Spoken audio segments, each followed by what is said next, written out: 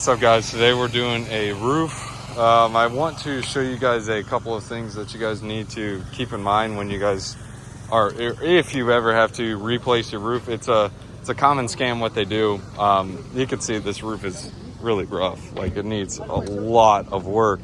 But what the common scam is they try to get you on the wood. So they'll try to replace the whole entire board. And then they'll say, oh yeah, we'll charge you like 90 bucks, 100 bucks a board.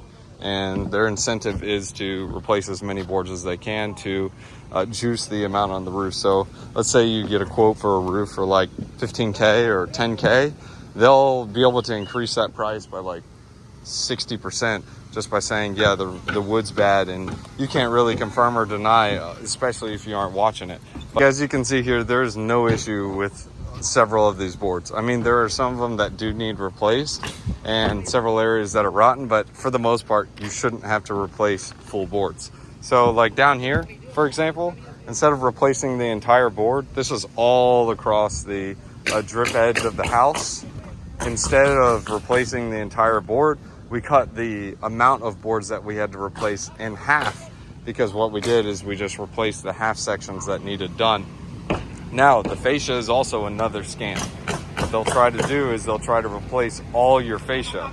Now, that board right there, all you got to do is caulk and paint that junk. You don't need to put on a fresh board. I mean, unless you're going out there selling the house and you need this to look like gangbusters, I mean, you don't need to replace all that.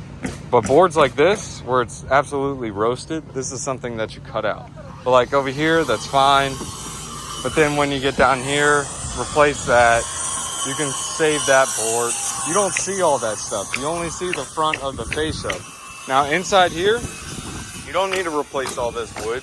You can actually scab up to some of the old wood and try to keep that from not going bad, but you just need to have it structurally sound. For the most part, as long as it's structurally sound, you don't have to have this aesthetically pleasing and have all this junk just basically looking in the best shape possible, because nobody is going to see it. It's under the roof. Now, the thing that you want to be aware of is getting rid of flat roof. So this was done a while ago, and we ended up putting some boards down in order to make this flush, so it's not a flat roof any longer. But these flat roofs will cause you the most headaches ever. They will, because water just puddles on them and then they leak. That's why most roofs have pitch. You want the water to run off the house, not stay on the house. So what we're going to do is we're actually going to build that up over here, because they did not do it on this section. They did it on this section, but not on this one. So we're going to build that up. And lastly, when your roofers are up repairing or doing the roof, whatever you want to call it, just make sure they pick up all the nails and all kinds of garbage. So oftentimes what people will do is they'll leave all those nails there, and especially if you have tenants in a house, they will use that against you and be like, oh, I stepped on a nail. And speaking of nails, I just stepped on one now. Like, they'll just be like, oh yeah, we're gonna sue you. And that's typically what happens with things like that. So just make sure they pick up all those nails and make sure they are held responsible for doing so. And one other thing you should check when you're in this is a great time to check the AC and if you have plumbing in the ceiling, this is a great time to check it. Like, for example, here we had a little roof or an AC leak. Just filled that up with some tape, and it's easily doable.